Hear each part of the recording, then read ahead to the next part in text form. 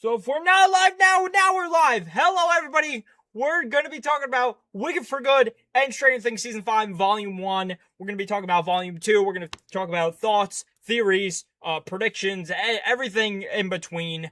And yeah, so both these projects were very good.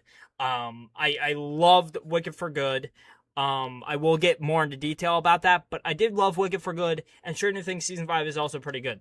One thing I will say is I do have to get into it Welcome to Derry, because I heard that was fantastic. We do later on are gonna have a surprise guest. That's why I got my headset on. But I'm just gonna leave it on for now, just cause. But yeah, so I'm like, actually, no, I'm taking it off. Taking it off. We'll get back to that. But how are you doing? How we doing? But I'm excited to talk about this. So I guess we'll start with Wicked for Good. So I went to go see Wicked for Good, the night of the release, not the night before or whatever, but the night of the release. It was good. What I will say is, I don't want to say significantly. It wasn't significantly worse than the first one, but the first one is so good that the second one doesn't live up to it as much.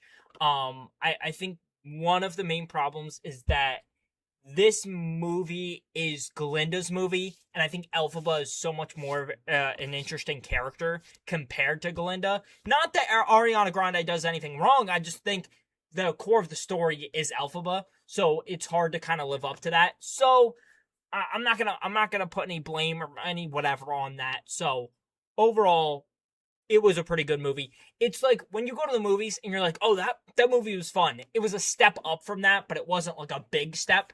But overall, it's pretty solid. Let's just go through like the characters or whatever.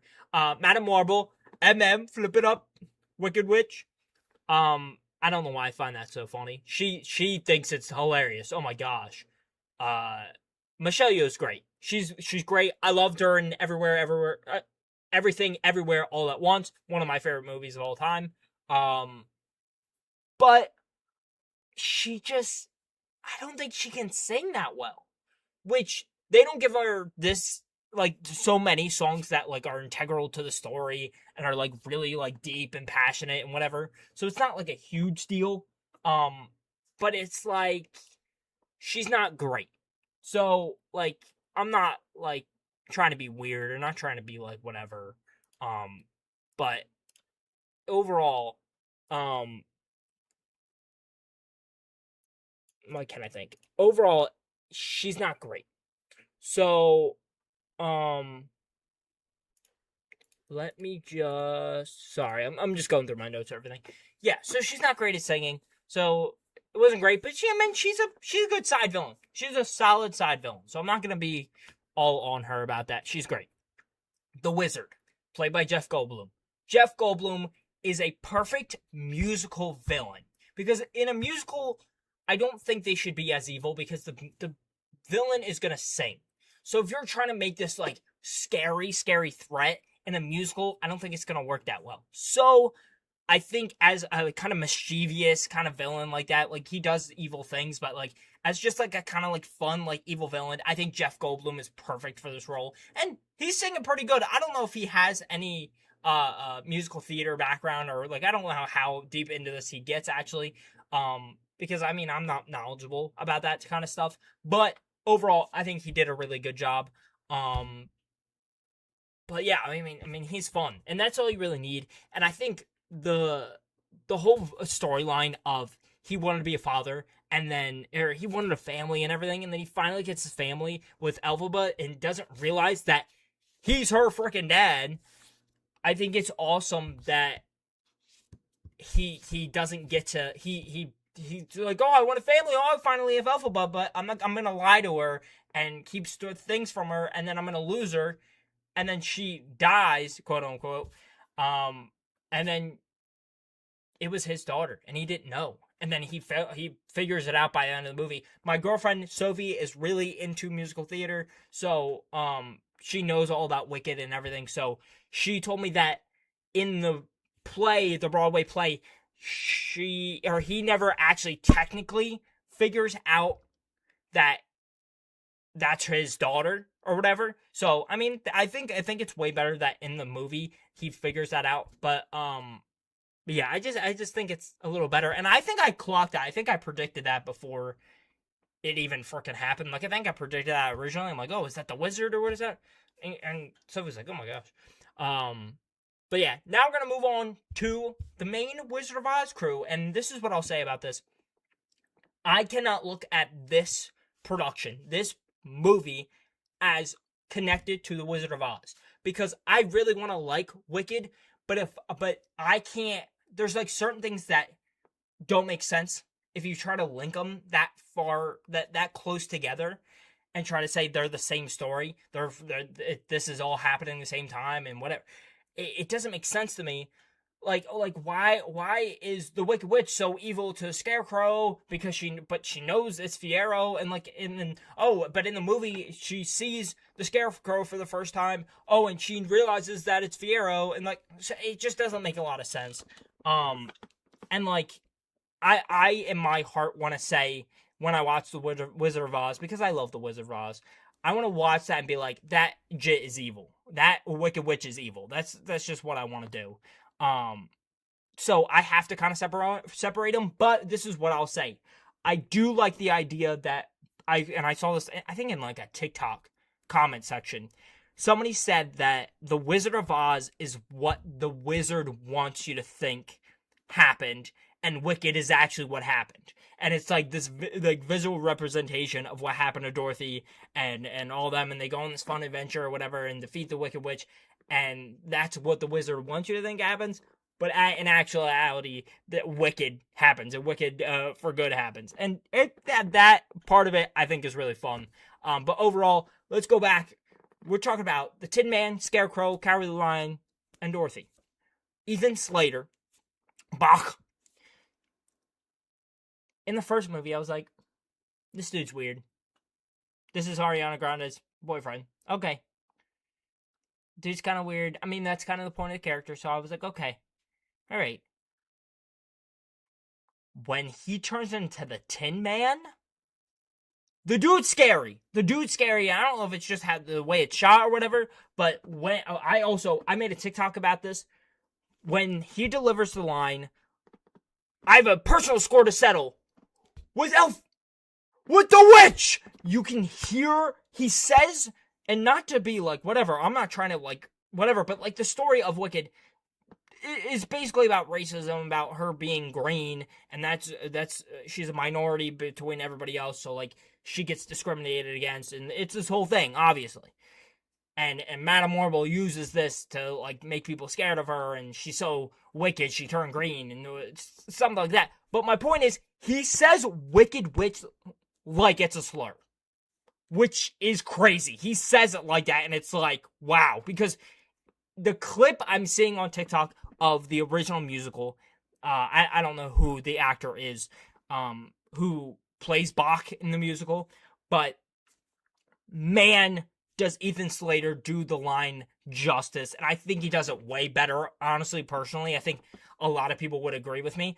I just think when he delivers the witch and is like so angry, and he looks so scary in the movie. They do a great job of just making him look terrifying, and just the way he's performing it is very good.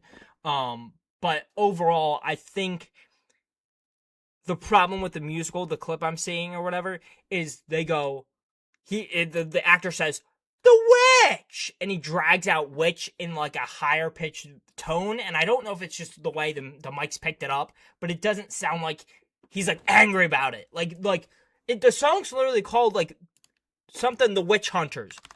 Let me just what is it? I think it's called March of the Witch Hunters. He does such a good job with that. So yeah, I love the Tin Man. I think that's the highlight of this crew, honestly, because Scarecrow, I like Fiero, but like as the Scarecrow, you don't get to really see him much because they're trying to save like the whole reveal for the end. So I mean, it makes sense, but like overall, I mean, he didn't really do much. As Fiero, he's great. Gotta love Fiero. He's awesome. Jonathan Bailey, great, a great actor. saw him in originally in originally in Wicked, but then also in Jurassic World Rebirth, which he was really good in that too. Um, I think my only thing, which and I know a lot of people are going to disagree with me because people loved and this got like a standing, I don't know, not a standing ovation, but people like full on clapped for this. The whole like thing where they're having sex. They're having sex. They're freaking her Alphaba's sister's getting a house landed on her, and then she's like, "Yo, this dude's hot." And I'm green, and he thinks I'm hot. So hey, listen, it was sick. I didn't like the song that much, but like how do I explain it? Their chemistry, honestly, I didn't love. Like in the first movie, I thought it was okay, but that as a driving force in this part didn't get me. And I think also another thing was this was Glinda's movie. This was Glinda's movie, and I don't think she gets good enough songs for it to be her movie. Like there's I think it's Girl in the Bubble, I don't know. That's good, but it's nothing compared to Alpha's songs. So it's just like, oh, this sucks.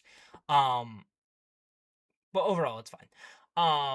The Cowardly Lion pissed me off. Also, this is why I can't connect it to the Wizard of Oz and have Wicked and the Wizard of Oz be connected, because the Cowardly Lion is mad that Elphaba and Fiyero released them when he was put in the cage as a little lion cub. But because she released him into the woods, he got cowardly. I don't know. I don't know, dude. He's mad. So he's just an op. I hate him. I'm not dealing with that.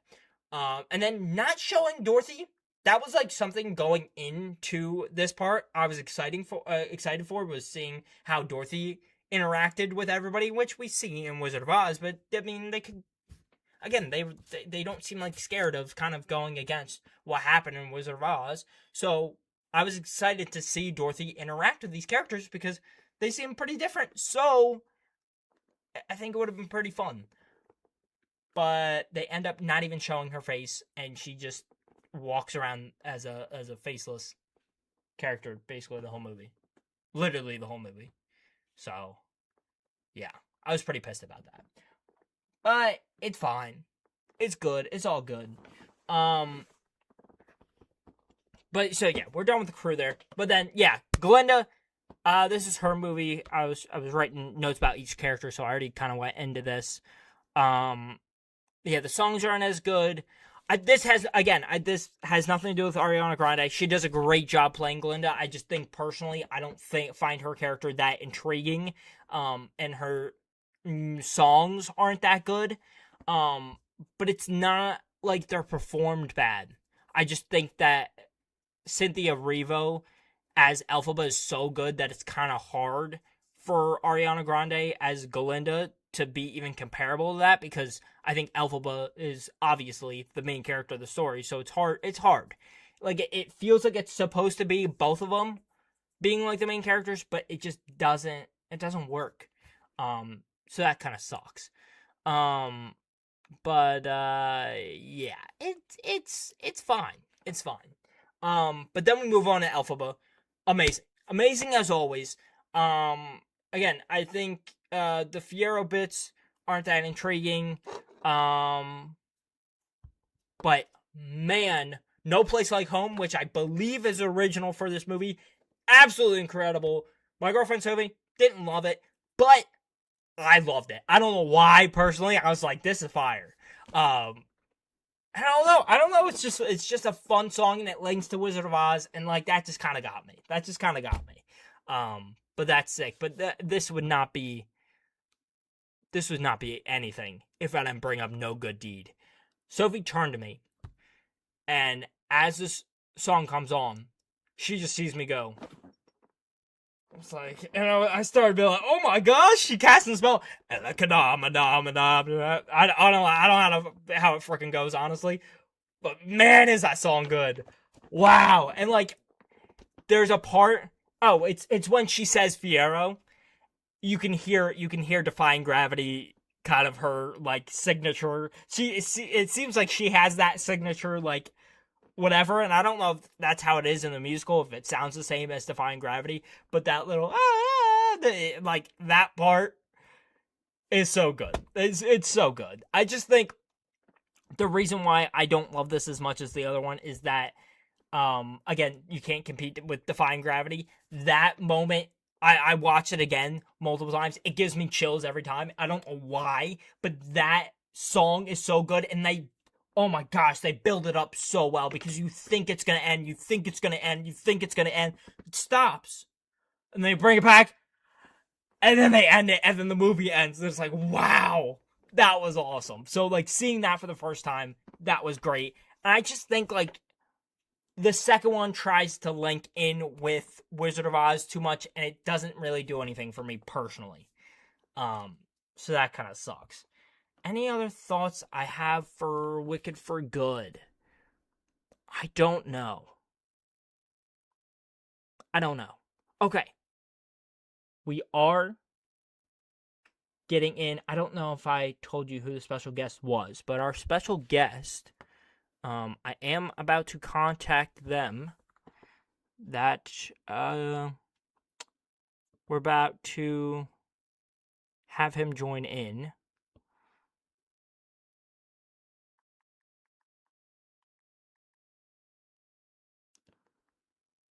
But before we do that, let's kind of give you a recap of, because we're done for Wicked for Good. Let's kind of give you a recap of Stranger Things. So, I don't want to go through everything so like seriously, but like Will gets taken in season 1 by Vecna or by a Demogorgon. We see that in the first 5 minutes of season 5. He gets linked with the Mind Flayer, and he's linked with everything. So when something gets attacked, he's linked to it, and it gets way more intact in this season. But even before all this happens, there is all these different dimensions. So it's confusing. So in I don't know when,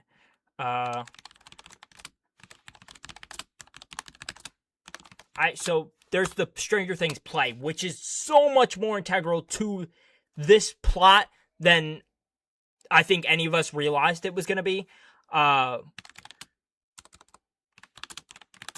Because I'm trying to think of like the very beginning of the plot. Why can't I find it? So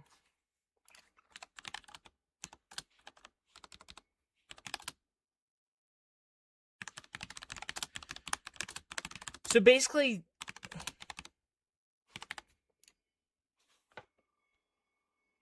okay, this is how back the play goes. 1943.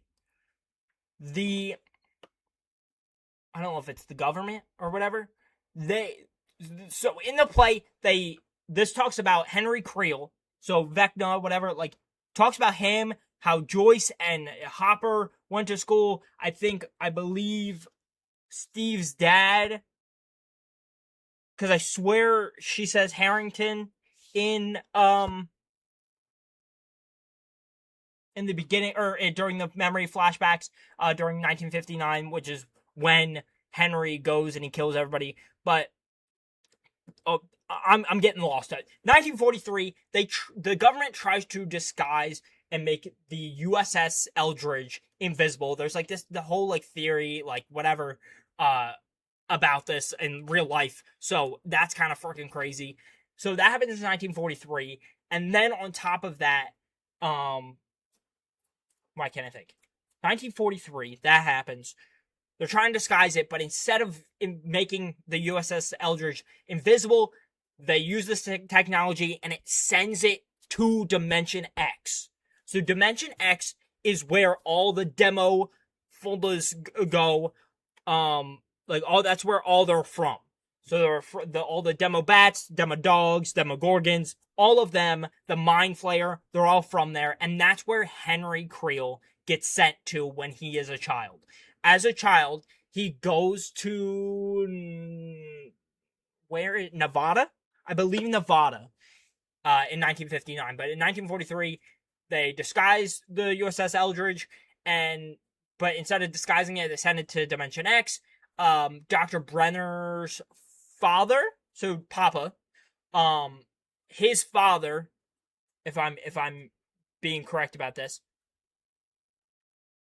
yes, Dr. Brenner's father was on that ship.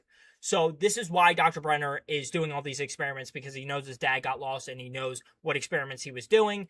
And yeah, so basically they do this, they send the USS Eldridge there, and then I guess they're with this more, but one of the scientists who are working on these experiments takes that technology, puts them in this cave in Nevada, and hides it away.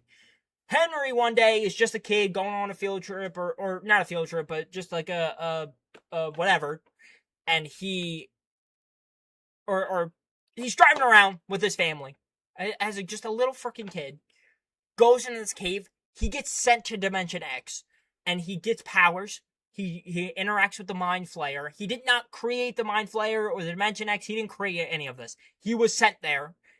His blood type changed. He got powers. He got sent back. He went back, 1959. He went into Hawkins, Indiana. He went into his freaking new house, and he goes and Dr. Brenner does experiments on him, and it's this whole big thing. And then I don't know how everything goes down, but he ends up killing his family, killing his parents, killing his sister, I believe. And yeah. So, big freaking crazy thing. His father does live. We see him in season 4. But this all goes back to that. So it's freaking crazy. And Henry Creel went to school with Joyce and Hopper and all of them. So there's a bunch of interactions in the play. If you want to go look for a breakdown for that, you can go do that. But overall, it's freaking crazy. But now let's kind of break down what each dimension is. And then we'll get our special guest in here. Basically, each dimension, there's 4 kind of dimensions this season. And I'll try to give here, this is what I'll pop up. This is what I'll pop up for now. Throw this over here. Sorry. Can I throw that there? Yes. No, throw this here. Throw this here. We should be good to pop up this. Okay. I don't know if that looks good. I don't know if I'm good. Yes. Okay, we're good. So, this is a bunch of blah right now. So, this right here, I'll use, I don't know, black, or no. I'll use purple. This right here, this is our world. So, this is our world. And it's like, okay, we're just living. So, Stranger Things starts 1983 in Hawkins, Indiana, November 6th. That is when Will is taken. But before that, and I believe, if I'm not mistaken, that same night, this is when 11 interacts with the Demogorgon and creates the Upside Down. This down here is the Upside Down. So, and even before that, even earlier, this red thing, this red line is the Hellscape. So the Hellscape is basically, and also, if we don't know, season 5 starts, November of 1987. So 4 years after. And it's in November. So it's 4 years almost directly after Will gets taken. And now Vecna's back, and it's a whole big thing. But let's go to the Hellscape. So the Hellscape, it's basically a dimension where dimensions are connected to it. So let's say our world is one dimension, and there's all these different dimensions. That's what this is. And this orange one over here is Dimension X. This is where Henry as a kid is sent. And then during that massacre at Hawkins lab, this is where Elle goes and does her little whatever thing at Henry Creel and doesn't kill him. /1, whatever. Doesn't kill him, but sends him to Dimension X, and he gets all whatever messed up, and he then interacts back with the Mind Flayer. Also, if you don't know, the kids got their powers. I don't know if they have powers before Vecna or before Henry or whatever. I think they kind of do, or have signs or whatever. I don't know. But they are also then injected with his blood, because his blood is some different blood type now because he interact with the Mind Flayer and he's a part of that hive mind. That's going to be important for later. But he gets sent there. And then I believe when 11 interacts with the Demogorgon who lives in Dimension X, it basically freeze frames our world. And it basically, she fuses, which is insane. He's this powerful. She fuses our world with Dimension X and creates the Upside Down. And that's why it's frozen in time. And nothing moves. Everything that happened on that night that Will was taken, everything's there. Nancy's guns are there. That's what we figure out in season 4. And everything's the same. So all this new stuff that's happened, it is not changing the Upside Down. The Upside Down is staying there. So, yes, I think this is as clear as I can freaking make it. I know it's probably confusing, honestly. So I know this is probably not happening, but I'm trying my best over here. But yeah, that's what I have so far. I believe now we're gonna call in our special guest. So let's pop this back open. Let's get our headset on, and we can call in our special guest. All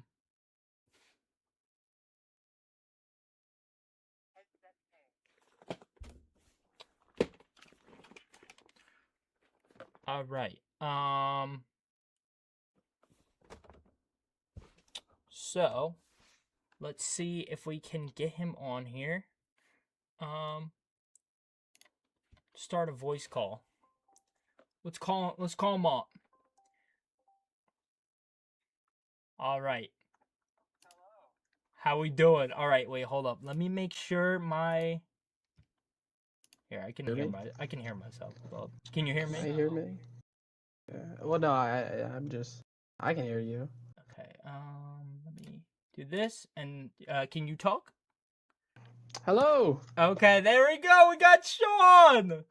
Hi. So we have Hi. Sean on today to talk about Stranger Things. I was filling everybody in about all the lore with the all the different dimensions, and I did not talk about one of them, but I was filling everybody in about the lore, about all the dimensions, and Yeah, I was the history looking of at that. I don't understand that shit. Oh, what do you mean you don't understand? Come on. I couldn't. You got the upside down and the Upside regular world.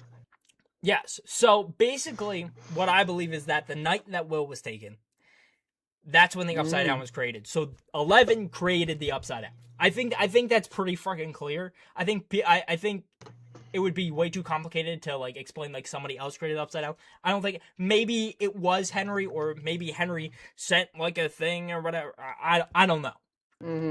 But I think it was some combined effort between 11 and Henry, or just 11. But it basically creates a freeze frame of it combines the Dimension X and our world, and it basically freeze frames in 1983. So let me just look through my notes. Do you want to start with anything, or do you want me to kind of just go into it and you can comment off of it? I'll let you start this. Okay, so do I start with the confusing crap, or do I kind of? I mean, I love being confused. Okay, so let's start with everything confusing. Actually, no. Let's start simple. Let's not complicate this. Because we have talked about this. Yes, we have. I am frustrated with Dustin and Steve, and I think everybody kind of is frustrated, even though the storyline makes sense, because Yes. they're my two favorite characters in the whole show. So like, I love Lucas, I love Max, but like, I love Hopper. Steve and Dustin are my guys. So They're top tier. They're tell me top tier. why this friend group does not know how to handle depression, even though they just handled this 2 years ago with Max, and it seemed like they learned about their crap, but now as soon as Dustin's going through crap, they It was don't the learn 80s. nothing. Nobody dealt with depression. There was Okay, like that's fair. That's fair. they just But told them to cheer up. it's fair. But Max just went through it. Yeah. Well, you would think that Yeah, that one makes sense. you would think things like, I mean, with all they've gone through, it seems like they don't care about anything. Yeah. Also, people pointed out, like, when Mike knew that Holly was seeing Mr. What's-It, which they shouldn't have had him know Oh, that. absolutely not. He should have been like, hey, maybe the guy that we're trying to defeat is messing with my sister because he's trying to mess with us. Like, but no, let's just be like, oh, like, no, you're just going through it. Yeah, I was a little questionable at that point. What I didn't understand was how nobody just assumed immediately that it was him. Yeah, or took like a guess, like just put. So like, I did, unfortunately, I did see set leaks of the actor who plays Vecna / Henry or whatever in that kind of suit and I believe fedora. we all saw.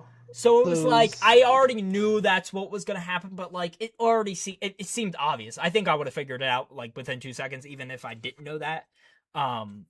Because I was like, who else is invading her mind? Like, what? I don't know. It just seemed odd that like that was like such a big reveal for like the show. I don't know. I think that's part of the thing. Also, Like, I was the frustrated with. leaked Lego set I got. I to did not see, see. like, I did not 4 see months that. ago. I did not see that. So does it reveal anything new from the season? So I don't know if I want to know. They leaked it in October. Like, someone from Okay. Lego leaked it in October, and it was like, oh yeah, it contains all the characters: Steve, Robin, Nancy, Jonathan, and an unknown character named Mr. What's-It. Okay. Uh, I saw that, Yeah. and when I was like, oh, that's fucking. Yeah. I know who that is. Come on. Yeah. Okay. They really did not do a good job of hiding this. But I think there's other bigger reveals about like the Upside Down that like that are good because we might not to whatever, but we might be getting time travel. I'm ready. We're ready Ready for for time some travel. But I'm ready for the. You know what? I I'm ready trust for. them. I'm ready for that time travel. I And trust. I'm ready for the plot armor to stop. Come on, y'all. Come on, Yo, Netflix. they gotta be killing. we gotta people. kill some people. Because And I'm not I was not literally saying gonna. we need a red wedding. I but pulled would pulled like up. to see. I pulled up a tier list, just popping up all like the characters or whatever. I'm just like, we're gonna get to a point where we're gonna go into who dies, because yeah, Come on, why not? we'll go into that in a second. But let's go through a few other things. Do I go into time travel yet? I don't know. I was gonna bring up I don't know. This is gonna be a whole thing. I was gonna bring up Jonathan versus Steve. Oh, dude. There's no need to just. Hey, look. I'll bring it up. Let me say something. Jonathan's character is so ass that. They did ruin him in you- season 4. Oh my god, they ruined. So he was actually, after all the arguments and like dialogue him and Nancy had in season 3, I actually didn't mind him, and I said, you know what? Okay, I'll give this guy a go. Then season 4 comes around and they just completely fucked him, and They I botched it. can't really. And then even worse, I really don't think they had a direction in mind last season when they started doing like all like the Steve and Nancy like flirting Yes. shit, and you could clearly tell she was like seeing something. Yeah. Because I don't know, they were writing it as if Jonathan was never coming back, and then Yeah. now Jonathan's back, and they And it's just skipped like weird. 2 years. We never get closure on like what, There's no I way think- Steve and Nancy didn't talk about that shit at some point. Like, But like, I think But I think honestly, like it's just I don't know. That's weird because I mean, I hate which I think because somebody pointed this out. I think this point is gonna come back. But their whole like race up the freaking like radio tower, that was weird. That was cringe. Like that was just. I was I just get it. Look, what are we doing? So we're gonna think about this. We're gonna just use real relationships as an example for a second. You know, sometimes men can we're men. We can feel a little threatened sometimes by the men. And it's 100%. So Jonathan feels very threatened by Steve. Yeah, I would too. I would be too. Oh my god. Oh, you God, were up in the upside down. He jumped in the water after you into the gate, and then you jumped in after him and like go and you saved him. And it was and you were looking at him like, yo. And I think what Steve says to Jonathan is right. Jonathan needs to focus on his relationship and stop trying to be Steve. True. Jonathan's not Steve. That is why Nancy's with him. Yes, 100%. He's it's look. I understand where Jonathan's coming from. He wants to be the big hero like Steve is because that's kind of what he is throughout. But that's not what Nancy wants. Nancy's an independent woman. She doesn't want like some big a man to save her. I'm serious. She doesn't want that. Now, yes, I mean clearly season 4 you could tell she started to like it. She didn't mind it at that rate. She didn't mind having a man to save it. But now he's trying to be. Now he sees everything Steve does as a competition when that's just how Steve is. Yeah, I do. Okay, so there's a scenario where she ends up with neither of them, and that I think is honestly probably that's the worst best one. I think that's the worst one. Look, I don't know. No. Look, okay, her ending up with Steve is the best one. Yeah, the worst one is ending up with Jonathan. Let me make that clear. The worst one. But what if Especially, what if we flash forward and they have a kid together and they name it Steve? No, shut up. No. He said that awful to me before. writing. He said that to me before. It's great. I did say that, great. and it would be awful. That's why I don't write for Netflix. Yes. The writing, the dialogue, some of the dialogue was weird. We're not going to talk corny, about. But...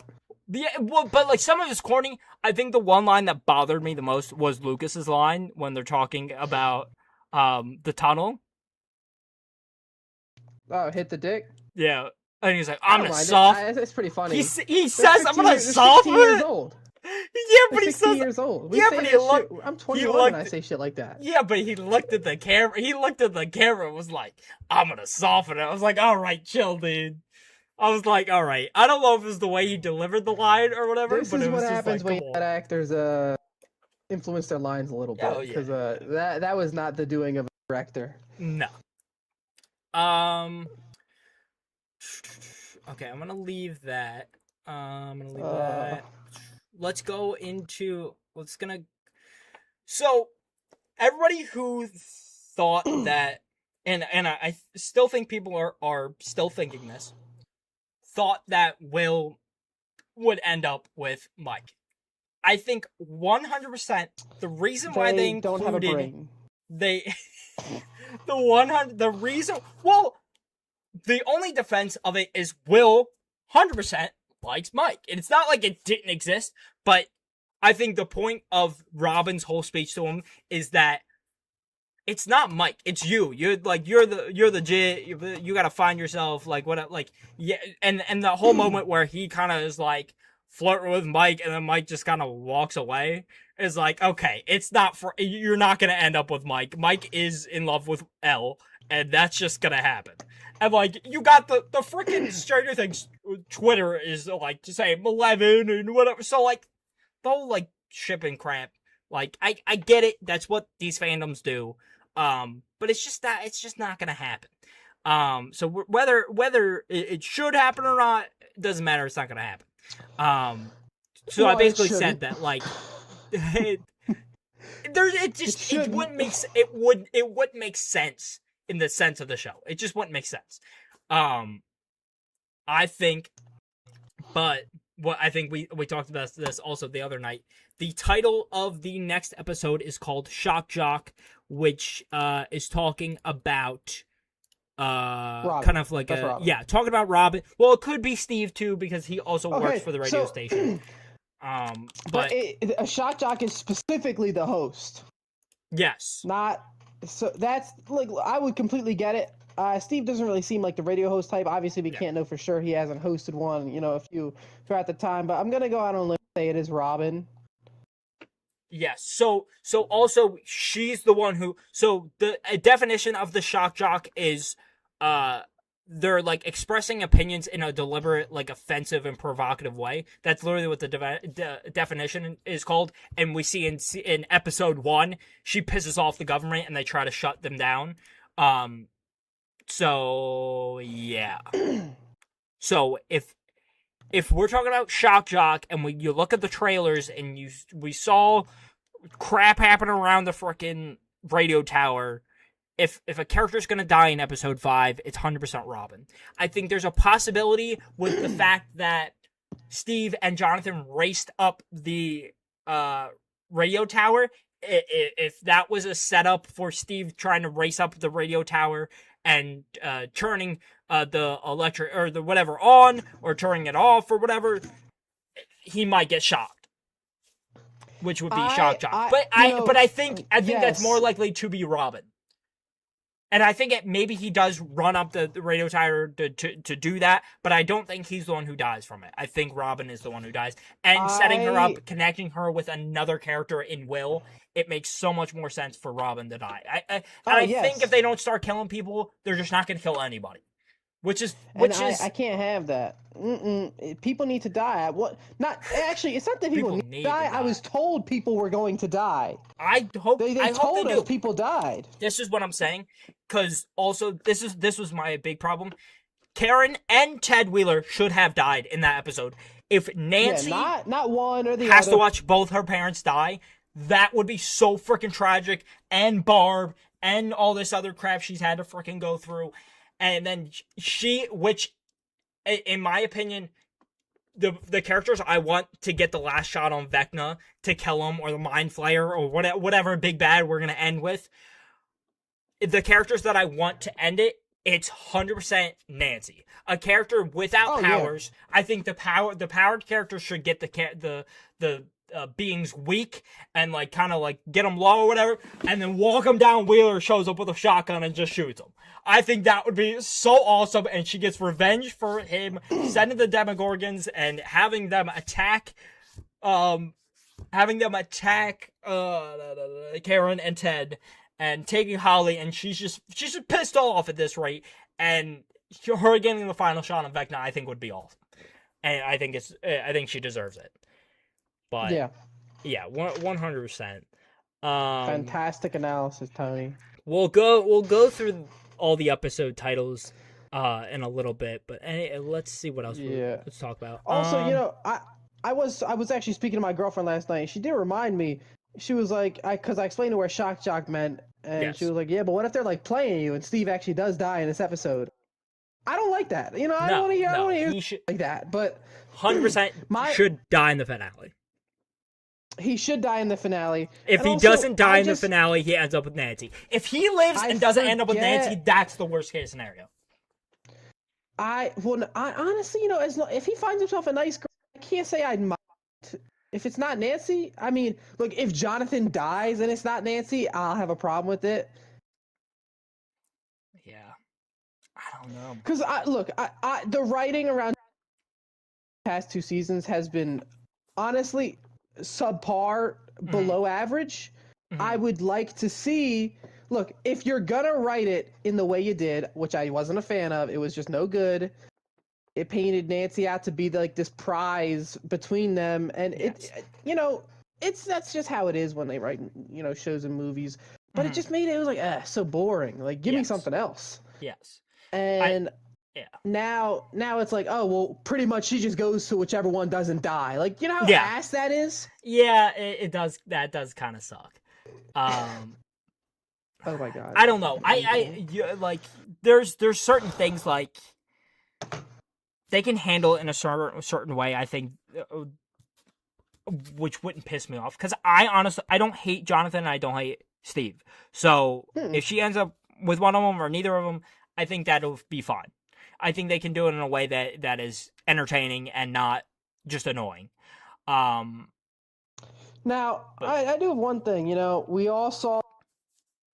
I wonder where that's gonna fit this in all of here. Like where he's gonna fit this bullshit ass proposal into all of this. I mean, if he even gets it off, clock runs out. I mean, there's a chance time expires on his life before. What if he hands it to Steve? And that is the corny ass writing I'm talking about. They should I swear do to that. God, and that's the worst part. He will be dying, like dead and dying, and hand it to Steve Love and her say, for me. "Go be with her, love her for." And even worse, if Steve goes, his mic is cutting out. Oh my God! And Steve goes and tells Jonathan to tell her himself and dies, sacrifice himself. I get Steve as the hero sacrifice play guy. I don't even think Steve is humble or selfless enough to do that. Shit, I'm not. I hope what happens if Steve does die, I think Dustin also dies. Cause there's a point where I don't know what season it was. I think it was season 3 or something. He goes, "You die, I die. If you die, I die." And I'm like, dude, they're not gonna let that slip, dude. They might. I don't know. I want people to die. I want people to die. Like there was. I don't know if you saw Guardians 3. Did you watch There's no gravity in movies anymore. Yeah, that's fair. But like this is the show to do it because exactly the characters getting older. People are complaining about with these characters, and yes, you can go do spin-offs. But you're not seeing the Stranger Things is over after the season. Kill people. Yes. There's no reason to leave Karen and Ted alive when it seems like on Twitter or on whatever, like the actress who plays Karen was kind of like, oh, the last day on set, and like just like talking about like her like in like the bubble bath with Holly hiding and whatever, like all going through that, and it's like that was your last day on set. Like you're gonna end it with that? I don't exactly. Like they don't. They die have to and now. They have to now. There's no if they do this whole dramatic like setup of them getting attacked and they live and then you go kill them, that would feel weird. So just leave them now. Just like put them in the background and if that's their last day on set, just leave it. But they should have killed both of them. Gave Nancy an extra kind of boost of being like pissed off, and then on top of that, they gotta stop showing Sarah. They gotta stop showing Hopper's daughter. Because every time you think he's gonna sacrifice himself or he's telling a story or and they're showing these flashbacks, I'm like, oh, Hopper's dead. And then he lives and it's like, stop doing that, because if he does actually sacrifice himself, because every time they show Sarah, I'm getting less and less confident that he's gonna sacrifice himself. But honestly, he should. It will lower the dramatic effect of him going and sacrifice himself. Then you show he's gonna go be back with his daughter again, and like that is such a beautiful thing. But they keep showing it, and it's like, stop, because then that moment's not gonna hit as hard, and you want that moment to hit because of how good Jim Hopper is. So I don't know. Yeah. You're gonna get. I find it crazy that there's a chance none of the core 4 die. That's so weird. That would be so odd. It's so odd that like I feel like we're pretty much gonna make it so everybody that's not like a main character is on the list, but the main characters aren't on the list. Lucas as much has as I to hate live. to say it. Well, Lucas, I don't. If Lucas dies, I won't mind because somebody needs to die. There needs to be gravity. But in it these should not be. situations. It should not be Lucas. What's wrong with Lucas? Because he loses Max for the whole freaking season so far, and then now she finally gets back, and then he dies. And yes, that would hit hard, but also the emotional gravity of that. That you know how sad that would be. Like I can already see it. The scene. Max is coming to. She's finally like out of that coma. Yeah. They've defeated Vecna, and she wakes up, and Lucas is literally dying next to Oh her. no, dude. They better not. You That can would be see it good. though. That would be good. My problem is, I think I can see any one of these characters dying. Like, I think there's certain Except characters. Mike. Yeah, I mean, Mike won't honestly, die. Mike won't die. Honestly, as much as people say it's gonna happen, I really don't see 11 dying. Um, oh, I don't. No, Hopper's dead.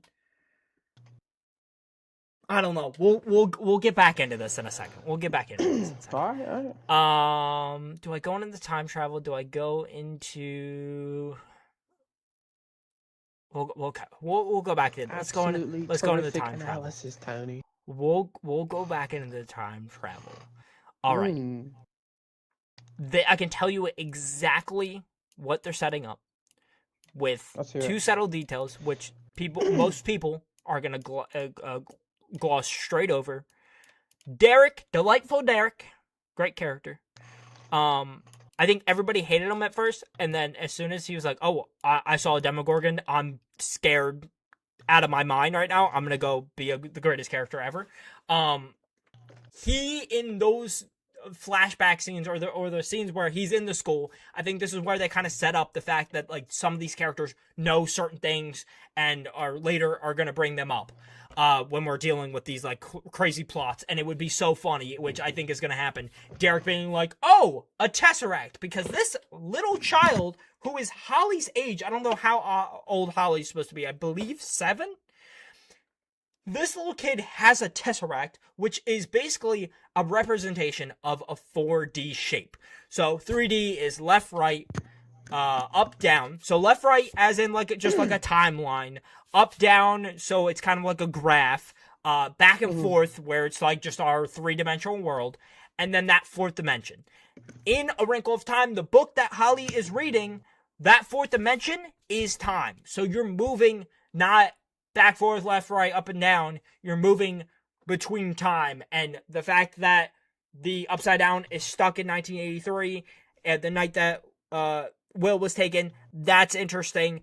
The fact that what Will draws on the line on the barn wall or whatever looks like what Mr. Clark draws in his classroom, which Erica knows about. So all the little kids are gonna be like, "Oh yeah, I know about wormhole and then Einstein Rosen bridge and whatever." So all of that seems like it's gonna connect. And also interesting, the fact that Henry or that the fact that Vecna needs 12 kids specifically. What does that matter? Is it 12 apostles? Is it some religious kind of look? I don't think it's a religious thing. I think way more interesting and way more thing that makes sense is the 12 hours on a clock, and because the whole thing with Vecna is his clock. I just can't piece it together, but some area of figuring out how to reverse the clock or how to whatever, or how to put the Upside Down back into modern time, or like in like whatever.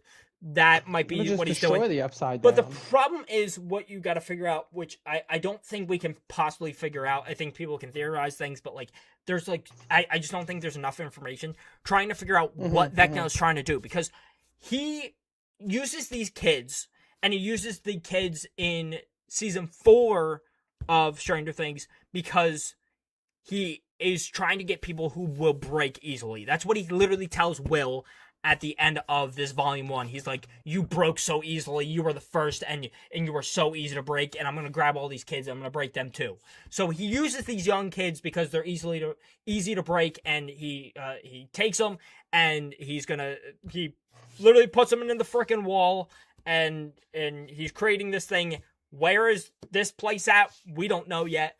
But it's interesting. I'm gonna assume it's behind the whatever. wall. Yes, it's somewhere behind the wall. And I'll talk about what I think is behind the wall. But I'll get back to that in a second.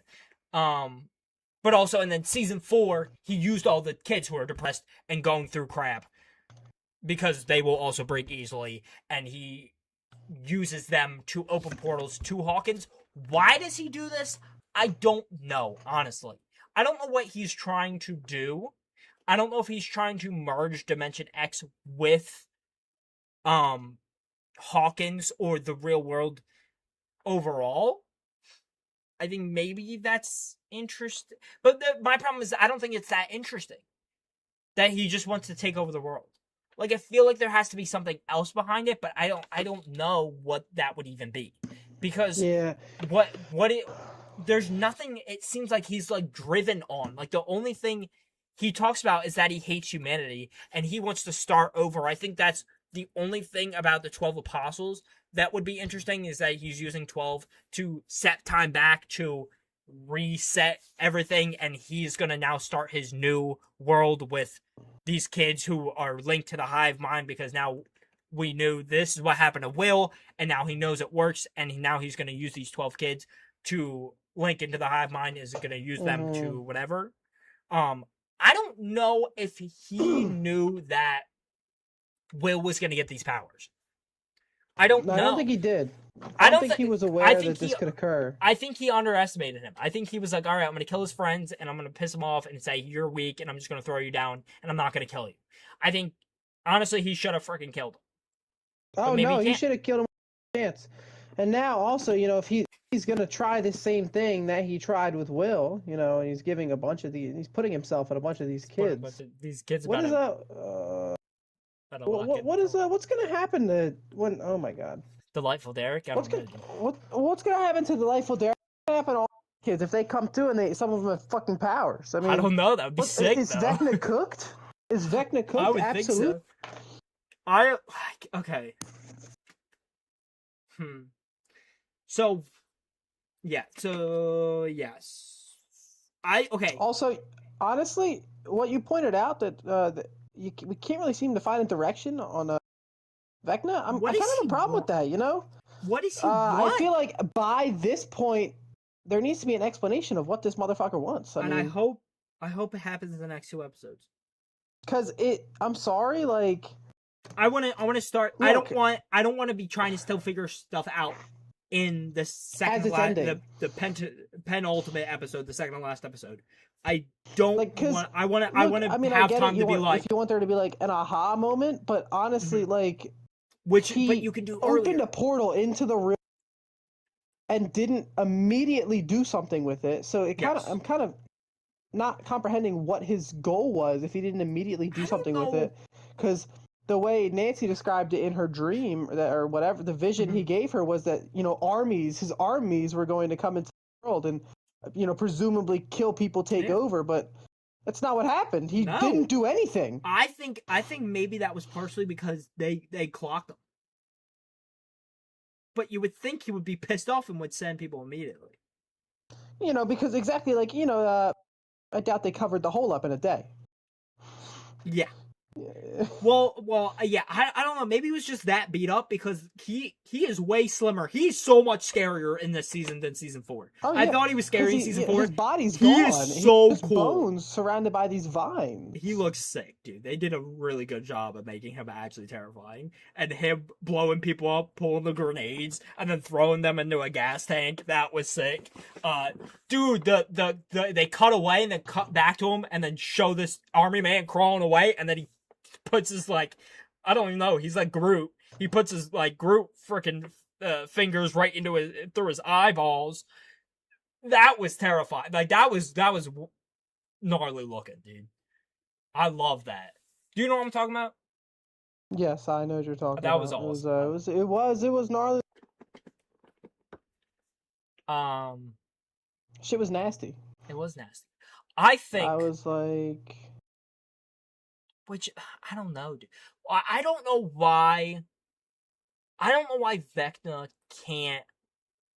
I don't know why 11 couldn't find Vecna. I think personally, maybe there wasn't always, or no, because the Creel house is probably within where the walls are. I think Vecna, the thing with now that Will has powers, if Will's going to go into the Upside Down and he's going to be able to move the wall, because I think Will is exactly like Vecna, and when you saw Vecna walk, the government has to use their flames to get into the Upside Down because they can't go through everything.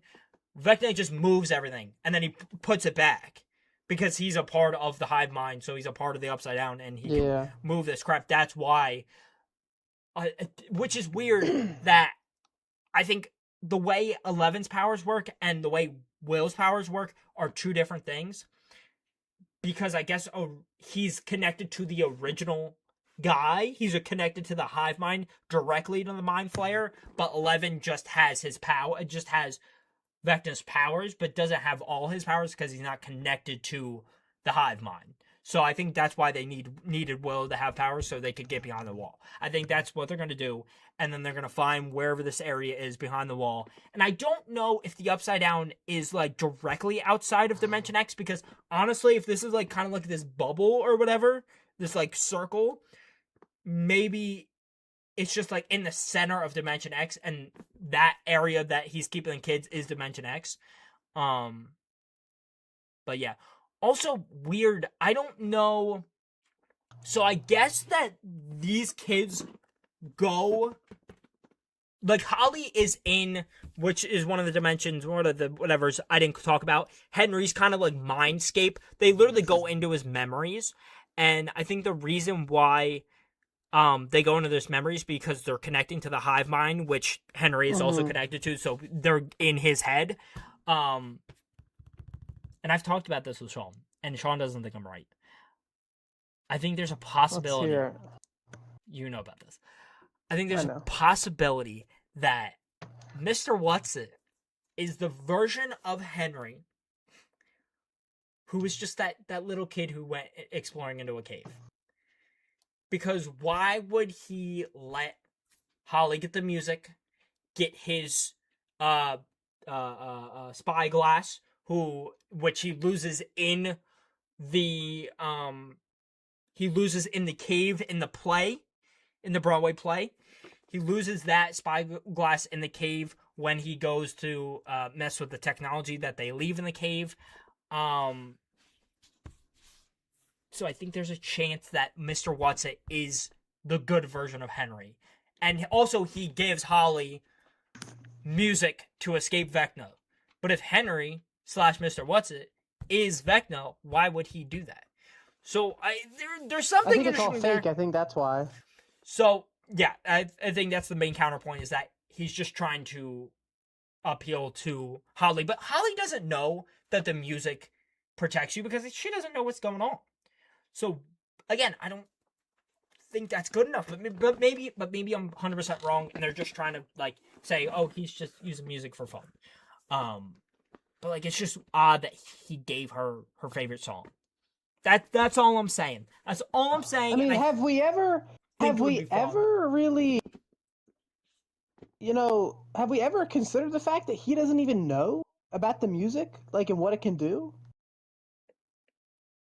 Like that he doesn't know, like the main thing to beat him is just music. Crazy weakness, by the way. Though.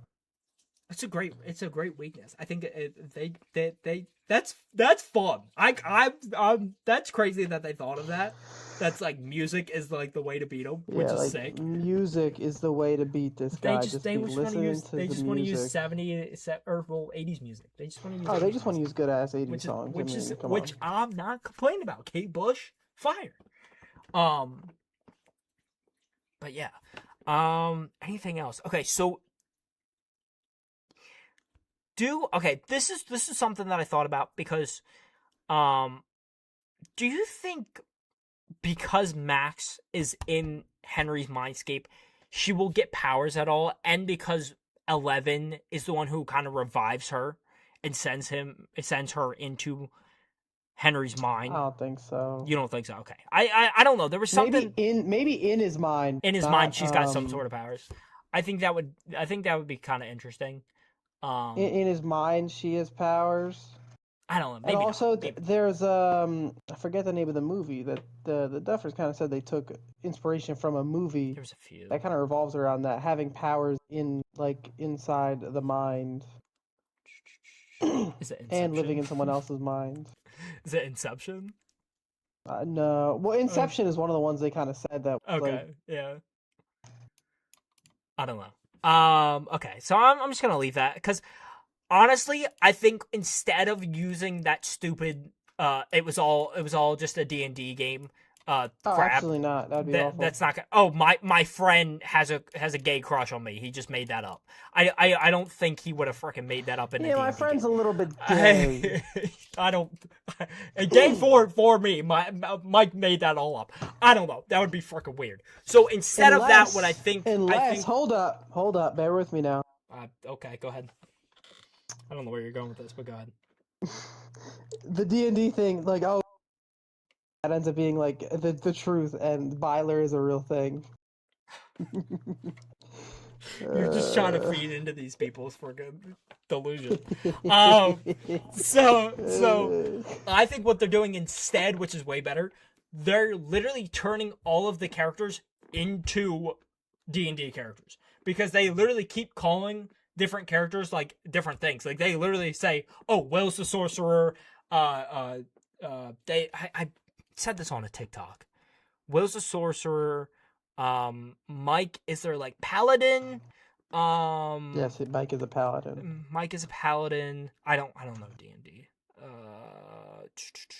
And then yeah, 11 is their mage. Will is now their sorcerer instead of something else. Dustin, I looked this up before. Anyways, my point is that they're literally turning these characters into D&D characters. So I think that's just way more interesting, and they like it'll play like a freaking D&D game. And now they're using number characters to beat Vecna, which is fun. And because they're saying that Will is connected. One. Will is one because he's connected to Vecna's powers, and then you have 8 Callie. We'll get to Callie in a second. Oh no! And then we have 11. So we have 11 plus 8 plus 1, which is 20. And I think that's what they needed to defeat Vecna in the Demogorgon, or I don't remember in the original game, or in the game where they were talking about Vecna. I don't know, but I think that's fun. But again, that doesn't have to do with anything, with how they are handling things. Yeah. Look, let's talk about 8 for a second. Yeah, that's what I was going to go to. Callie. Look, some people are saying she's just dead off the rip. Would be crazy. Which would be crazy just to kill her off the rip. I don't think they're going to kill her off the rip. I just don't think she is guaranteed dead. Oh yeah, she's not living. She's not living at all. I think with that storyline, if you go back and watch the scene, and this is going off to something completely else. If you go back and watch the scene where you have Dr. K, new character of the season. There's no reason with this military crap to introduce another character unless they're very important. Dr. K's talking to 11. I don't know if she doesn't seem like she wants to kill her. She seems like she wants to use her for something or knows her in some freaking way. She is going to say, she goes, I'm dot, and then it goes dot, dot, dot, and then 11 finishes it. Get a goal. It's okay. They finish it off with 11 saying, "Oh, you're Dr. K, you whatever." Like, but she was gonna say something, and she cuts her off, and it feels like they intentionally cut her off for a reason. Like she's somebody important. They didn't want to reveal it yet. But it's like, who would she be? And people are like, "Oh, it's her grandma," or something weird like that. It's like that's dumb. And then, we talked about this before. You were all pissed off about it too. Them being like, "Oh, Vecna's Will's dad." No. Did you watch season 1 where his father is clearly Lonnie, and they give Vecna a whole storyline, and how would he be his? I don't know what people are on about. I really don't know. I don't know what's happening.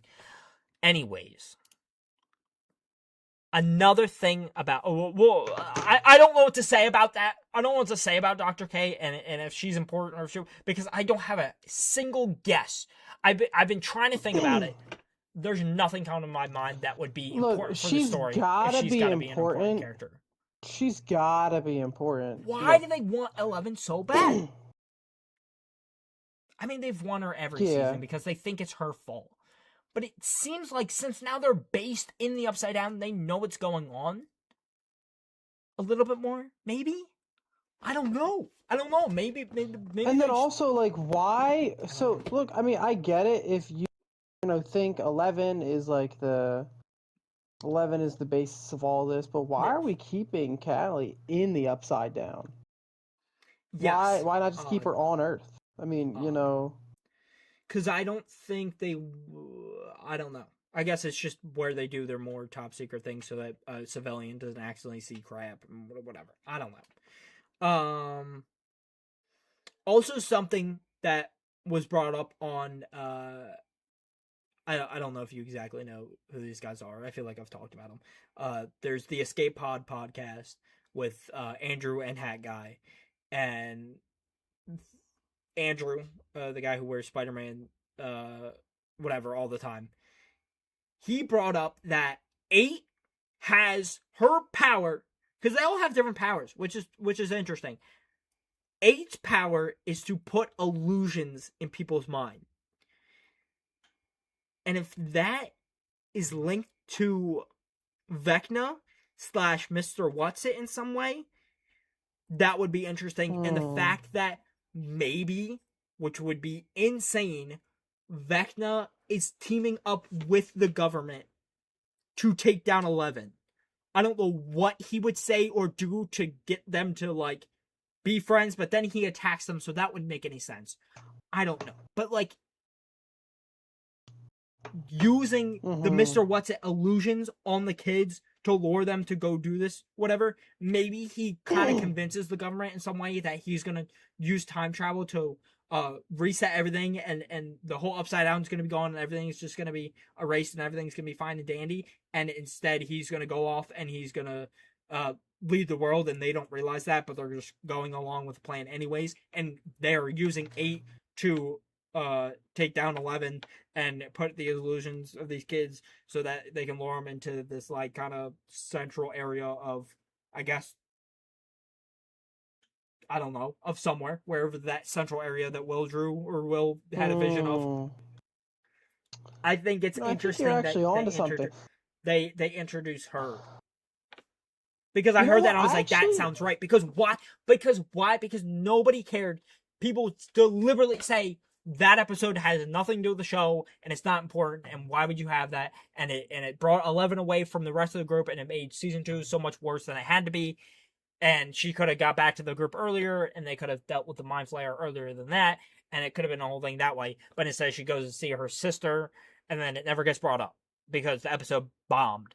But now, in your final season, they bring her back. She's back. Which kind of feels like Russo brothers. It feels like a Russo brothers using Thor: The Dark World and Avengers Endgame as an important plot point, and using things that aren't loved by all the fans, but making them interesting for a new plot, and them dealing with time travel in Endgame, and now the Duffer Brothers probably dealing with time travel in this.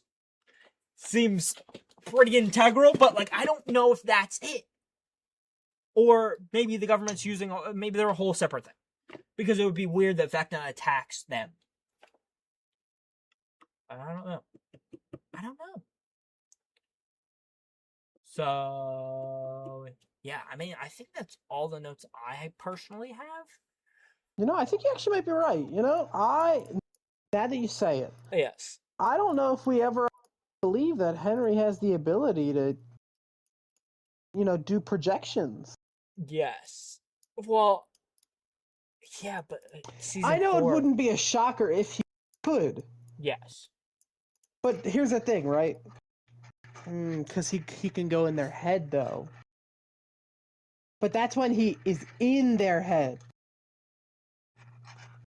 Yes. Here's what I'm saying. Like, you wouldn't see the kid talking to nobody. You would see the kid just standing there. Oh, my 'Cause freaking he's in camera their died. head. Hold up, I have a battery. Hold up, I'm Rip. full. Gosh, But yeah, dang it. I'm gonna tell y'all exactly who dies. Listen to me very let closely. me hold on. Let me run through the characters we got. Who do you want to start with? People who are definitely not gonna die. Yeah. Okay, so Karen Wheeler and Ted Wheeler not gonna die. You faked it out. It's not gonna happen. They're done. They're not gonna die. Correct? I Feel pretty actually still confident think about there's a chance one of them. I think it's way more likely to be Ted. Yeah. So, they're Going back with a golf club. So here's what I'm thinking. Ted is in you a know, coma and he goes into Henry's mind space and he beats him that way. Walk him down Wheeler. But it's yes. Ted. No. My thing was more the Demogorgon. We see in the trailer that Lucas is at the hospital with Max and Demogorgon's Yes. attack.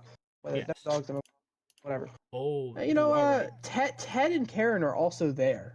That would In suck. comas, weather, and Karen woke up, but it's not like she's gonna have a good time walking or running. No, of Ted's course in an induced coma. not. That would I think suck. one of them dies there. Dang, that would suck. I don't think it's gonna be. I think it's not gonna be one of those things where they were there, but they just got ignored. No, I think those Demogorgons are gonna kill everything. Specifically Yeah. Max. They're there for the Max. They're not gonna kill Max, but they're looking for Max for that reason because Vecna knows, that if she's still alive in his mind, that the only way to kill her would just be to kill her real body. Yeah. Because she's somewhere where he won't go. He won't revisit the memory she's in. Yeah, I'm gonna go absolutely not on Joyce. Yeah. No. I think there's a good chance she dies actually. Because Vecna's leaving her alive for some reason. He could have just freaking killed her. He was trying to leave. I think there was something intriguing that Mr. What's-It tells Holly, "Oh, your family will come too," whatever. Which could have just been him lying or whatever. But I don't know. But I think there's a pretty good chance he's gonna kill Joyce, just because I think Joyce will sacrifice herself for Will, because that's what she's done the whole show, and I don't know. I think it's more likely than not, but it's not like she's guaranteed. I think it's more likely, but I think a lot of the older characters have, because if they're doing a spinoff, they're not going to do a spinoff of the older character. So I think it's more likely. This spinoff isn't coming for a while. I don't know. Because they were very clear that they don't want to make a spinoff. Now, that's not stopping Netflix from being like, and it's not stopping a desperate actor either. There are a few desperate actors on this cast that would be more than willing to sign on for a spinoff. 100%. Now, I don't think the Duffer Brothers would write it. I think it would be someone else, which I don't know if I like that idea. Yeah, but I don't know either. Besides the might point. Be okay. Besides the point. I don't know if there's many characters that are just an absolute no. I mean, Mike's down. Fucking, it would take a lot. Mike has a shot. Callie's dead. Callie. Oh, we were automatically not dead to start with. Or if we're going dead off rip, I've got a few people that I can go pretty certain that they're going to die. Dead. Callie is one of them. I'm just kind of going through the characters that are probably the least like. No, I don't know. I'm just grabbing. Like I have Mr. Clark here. Is Mr. Clark gonna die? Mr. Probably Clark is not going to die. He's the goat. That would actually suck. I hope he figures out what's happening. I really do. I made like a TikTok of like Mr. Clark being like, "Did you guys start this or whatever?" And they're like, "No," because they literally go to him and talk about multiple dimensions, and and then all this crap happens, and if he learns about all these freaking monsters, he's like, Mm-hmm. what is Also, happening? think about it for a second, right? Bear with me. Yes. This, I think them killing Mr. Clark would be ridiculous. I would cry. I would cry. I would cry too. That'd be awful. There's no reason to kill. Look. They would just do it for fun. It sucks because Callie's they gonna should have die, done right? Callie's gonna Callie's dead. die, and they're gonna make it some dramatic attempt to make it some heartfelt thing it's that not gonna I work. personally am I not going to hope give a shit about. I hope they I think they hold make on it for a quick second. thing. I hope they do. I hope it's like she dies and it's so unexpected and they just have to keep going. Yes, I hope they do that because you should kill her, but you shouldn't make it this whole time. 100%. You know, she's dead. Will, I'm giving him like a 70, 80% chance he dies. I'm gonna put him in prop. So we have dead, probably dead, more likely, meh, maybe, and then no, not dead. Yeah, Will So is definitely up there. Will is, almost, I think, like, I he's put pushing Will in being prob dead. dead. I put him in prob dead. He's probably gonna die, but I also think that like there's a chance he doesn't. Because if you keep him alive, that's the whole point of Joyce's character is that throughout these seasons she's tried to keep him alive. But now he's kind of breaking away from Joyce, so maybe he does sacrifice himself, and he's like, I don't know. I'm gonna say probably dead, but there's a chance he does. Joyce goes, he goes off on Joyce about how she needs to trust him, and then he dies. Ooh. I think because of the next episode's title, Robin's dead. I think we have to, just throw Robin in dead. I'm just throwing her in dead. Her connection with Will. They love not killing the main characters, which maybe at the very end of the series they kill one of the main characters, or maybe two, which I think is pushing it. But they love killing their additional characters that they just added. We know out of the main four, we know Mike's not dead. Because if they're gonna kill any of them, Dustin and Will are first, and if it's not one of them, it's Lucas. And then if somehow all three of them live, then it's Mike. Mike I'm gonna put in maybe. I think there's a shot, but not a good shot. I don't think so. I think he's like the greater. Even for these upcoming future kids, he will be. So you think you want to put him in not dead? Not straight dead, up dead. Yeah. Okay.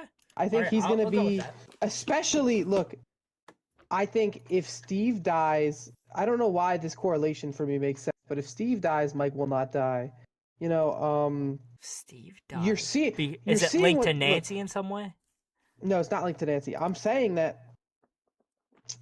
You see how in that one shot in episode 4, he's like leading the kids around. Yes. Mike's gonna be what Steve is. Kids. Yes.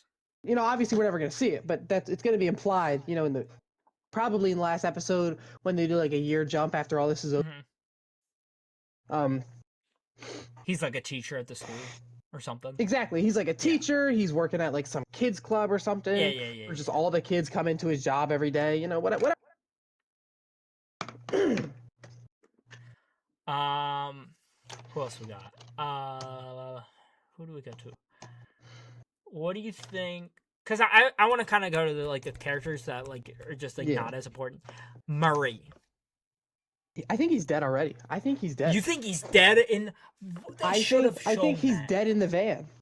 That would be crazy because they didn't show him. I think he's dead. I think that the next episode will open with him like bleeding out or like whatever in the van. There's he's a grown man. There's a reason. Robin was so fast out of the van and. Yeah. But what wasn't he on the? I'm trying to think. It fell his way. He was on the driver's side. I know it fell. I mean, he's still a grown man. I mean, he can climb out the other side. Yeah. I don't know. I don't know. I think that it would be a shitty way for Murray to die off screen would be not like the best. No, I don't think they'll kill him off screen. I think they might jump back to that moment. No, yeah, exactly. They're gonna jump back to that thing falling and him whatever it happened. Holly. Probably. I mean, they're not gonna kill a kid. They're not gonna kill any of the kids. I don't think. No, if they kill Delightful Derek, we will riot. Yeah, if Delightful Derek dies, I might have to, I'm gonna have a problem actually. That's gonna be French. You Erica? can't kill my guy, Delightful. No, Erica. Erica's involvement in this season is going to be pretty small outside of what happened in I that think house. she's not dead. I think she might help in like trying to figure stuff out. Yeah, Like because she's in never Mr. gonna be Clark's there. class. But like if they're trying to figure out what he's trying to do, and they're talking about time travel, and if they don't go to Mr. Clark, and they would go to Erica, unless they just say, "Oh, we learned the same stuff in his class because we were in his class." So maybe, but I think it would be interesting if they use Delightful Derek to talk about the Tesseract, and they use Erica to talk about the Einstein-Rosen bridge, time travel crap, or teleport or whatever. We haven't seen her so far, and she's probably not gonna come back. Susie. Yeah, I don't think Susie's gonna. I don't think she's even gonna come back, which sucks. I don't even think you're ever gonna see her. I think Dawson. Maybe they not maybe even flash anymore. forward. Maybe flash forward though. Maybe flash forward. We actually get to see them together in the same place. Unless Dustin dies. So let's move on to Dustin. I'm gonna put him right under Will.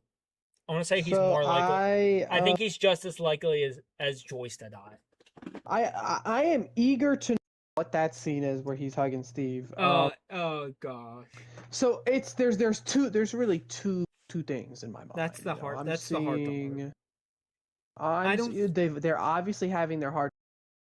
So it's either their heart to heart. He's hugging him because he's so sad, and he really has been holding off speaking to him.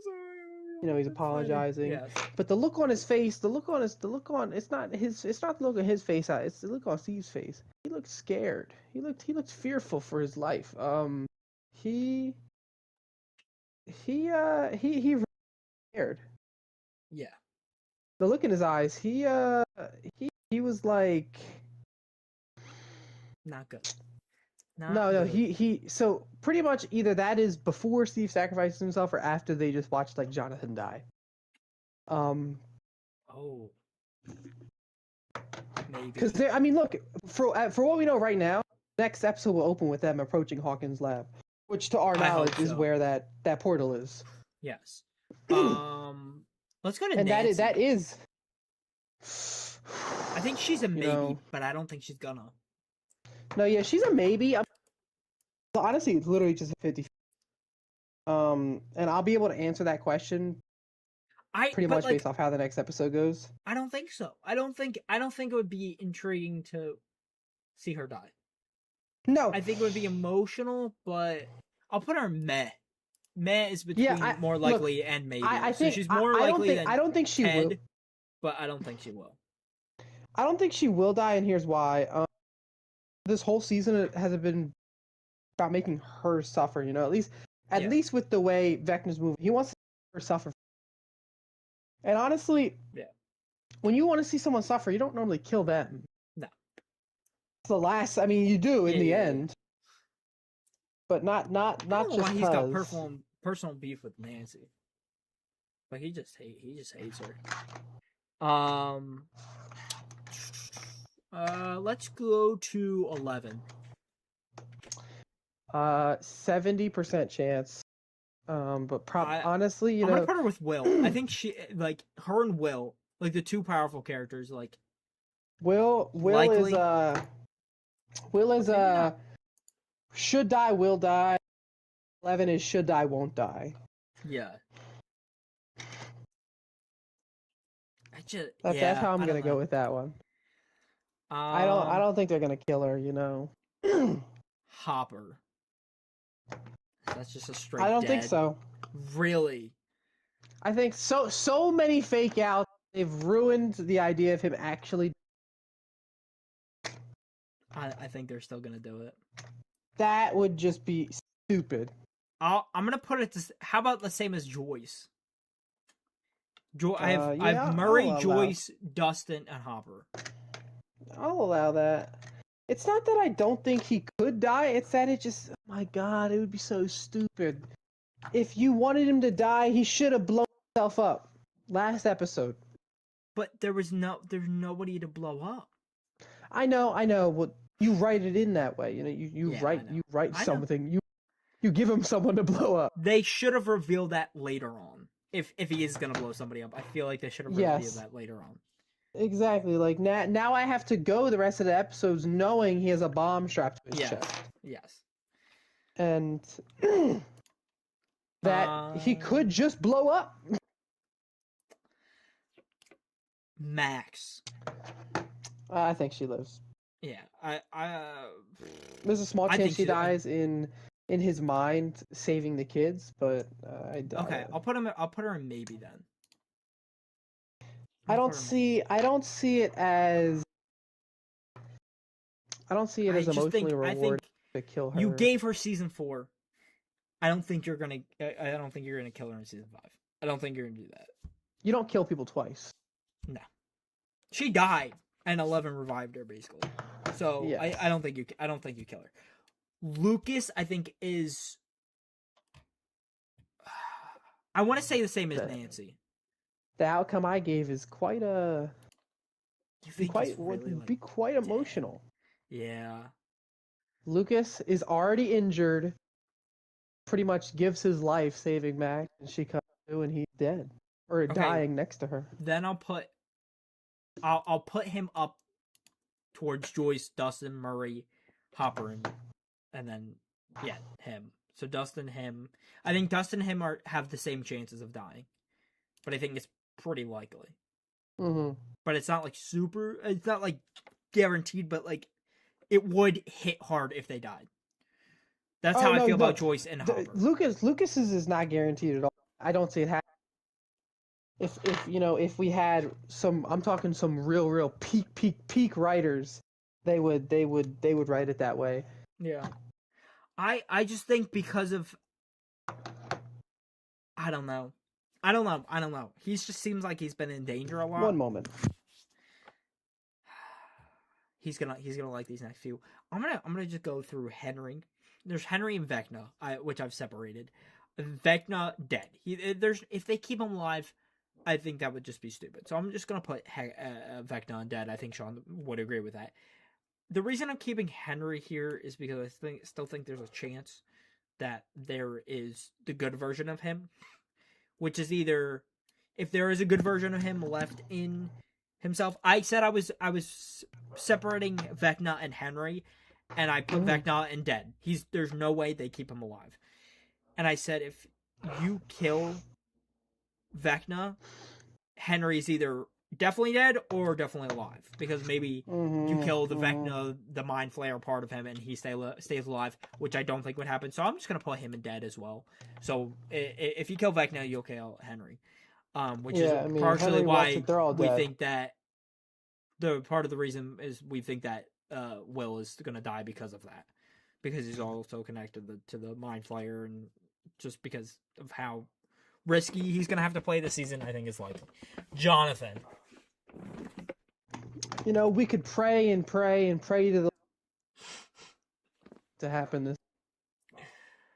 It's a 50-50. I'm going to put him with Nancy. I think him and Nancy. It's like throwing at a dart, looking blindly, and hoping you hit black and you hit white. White is Steve. Black is Jonathan. We want Jonathan to die. Not because not because Jonathan's bad. The outcome we want is a little different than what we'll get if Jonathan lives. And then our last character, Sean. The one man I haven't said. The man, the myth, the legend. Which is, Sean? Steve Harrington. He's dead. He's dead. There's no way he makes it out of here, dude. My mom... I spoke to my mother the other day. Sean, you gonna cry when Steve dies? Yes. And I said yes. And then I thought for a second. I said, actually, probably not. And she said, why? Your favorite character? You're not going to be devastated by that? I would be. But I've been mourning for 3.5 years since season 4 ended. Because I was mourning him for 3 years before that. Yeah. Every time I feel deeply, and not just feel, we're basically told that he's going to. But maybe he doesn't. And there's a chance that he lives. What if it's so we'll beautiful find out. and him and Nancy get their happily ever after? And I can only pray so much. I can only But pray that so boy much. is dead. Yes, that boy is dead. Imagine And yes, episode 5, they kill Robin and Steve. Oh! That would Good God. suck. That would be the worst. You know, I'm hoping I don't think that you know, we get to see Jonathan die so I can know Steve doesn't die. Now that would be that. first. Jonathan, Like, Steve, and oh my gosh, Robin he might all live. He might live. Oh yeah, if they all die, that would suck. Now, when we see them, do we see Nancy, Jonathan, Steve, and Dustin all standing around the portal, or is it just Nancy and Jonathan standing at the portal? We see the four of them At the looking what? up at Say, something. so you keep cutting out. The at portal. That. The portal. What portal? Like the blue portal that we've seen an image of. Well, isn't it not a portal? Is it? Are you talking about when they're sending the radio tower, or I don't know if it's coming off of Hawkins' lab or it's the radio tower, but the blue, like whatever. I don't think that's a portal. Yeah, that blue thing. I think that's what what they're it is? using to break down the wall. You think? I mean, it kind of. I think they're using. Well, it's like they're looking up at it in the air, and it's like sending waves, and I think it's kind of like destroying the wall and like fraying everything. But maybe it's kind of beaming them. Maybe it's kind of like beaming them somewhere. I don't know. But I mean, all the portals in Upside Down are red. It is December 2nd. But then it does turn red. So. Tomorrow. Oh, it is December 3rd. Hey, Wednesday, December 3rd. We can only hope that in 22 days, when we find out on Christmas what happened, and the worst part is of course, since episodes are releasing at 8 p.m., we have to wait until 8 p.m. on Christmas night to find out. So we can only pray that when those 3 episodes... We're binging. Oh my God. We will be up. Dude, I'm contemplating going to the theater for the finale, but I don't know if I want to be out. Is that a real thing? Is that a real thing? It's a real thing. I don't know if it's everywhere. Oh my God. Well, it better be at ours, because guess what? I'll be there with you. Dude. That would be magical. That'd be awesome. This show's so good. It's so peak. It's so good. All right. Do you have any last thoughts? Like rolling down my so peak. It's 2 hours and 5 minutes. They confirmed that's the runtime for the finale, which is perfect. That's perfect. Not 2.5. I think 2.5 would be a little much. 2 hours. 2 hours and 47 minutes solid. last year. You know, last season. Oh yeah. Crazy. That was. But I didn't mind it one. No. That episode was great. That was a great episode. It was I was rewatching it. Movie. I was rewatching it with my dad because he was catching up on everything. He watched all season 4 and didn't watch the finale. I was like, "How did you not watch the finale?" That's something. He's like, "I don't know." I was like, "Sick." I mean, like, I do know. And I was just waiting. I was just waiting for Eddie to die, and I was like, "Yeah, well, like I'm watching me and my girlfriend before fifth season came out. We just rewatched. We didn't have that much time. We just rewatched the last episode of season 4. Yeah. And I didn't. I really forgot. We started watching it at 8:30. It was 11:15 when it ended. That's crazy, dude. That episode's long. I was like, wait, pause. What the hell? Yeah. And Eddie just goes, I didn't run this time, right? I didn't run. I was like, no, stop, dude. And people obsess over like every fandom has a bunch of people who are just odd. There's people who got really obsessed with Eddie and his weird super senior quirks, whatever. Like that was weird. I love the character though. I do love the character. He's great, but people got weird. People got weird over it. Dude, I remember that back then. Like, just so you know, if you guys went to high school with a guy like this, you guys would stay away from him. And I was like, that is absolutely correct. Yes, 100%. But it's a show. It's a freaking show. We'll get over. Also, let me just say something. I know you're not looking at the stream right now. Dart. Why does Dart look like that? I didn't realize he looked like that.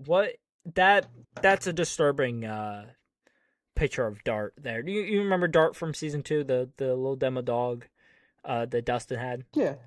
Yeah, no, I don't remember it looking that weird. Anyways, do you have anything else to say? Because I think that will be the end of the stream. Should be all. all. You got anything? Thank you for coming on, Sean. Sorry, my Of freaking course. face cam died off the end of it. Rip is That'll what be it it. is. So, hopefully you guys enjoyed. I'll probably be breaking this down into segments and posting on my YouTube. Yes. But yeah, that'll probably be over on Geeko, not on Echoes, just because this is more about movie and TV show stuff. But yeah. Thank you for if you came for the stream. If you didn't come for the stream and watching this afterwards, hopefully you enjoyed this video. Have a fantastic day. And if you cannot have a fantastic day today, have a fantastic day tomorrow. I'll catch you guys in the next one.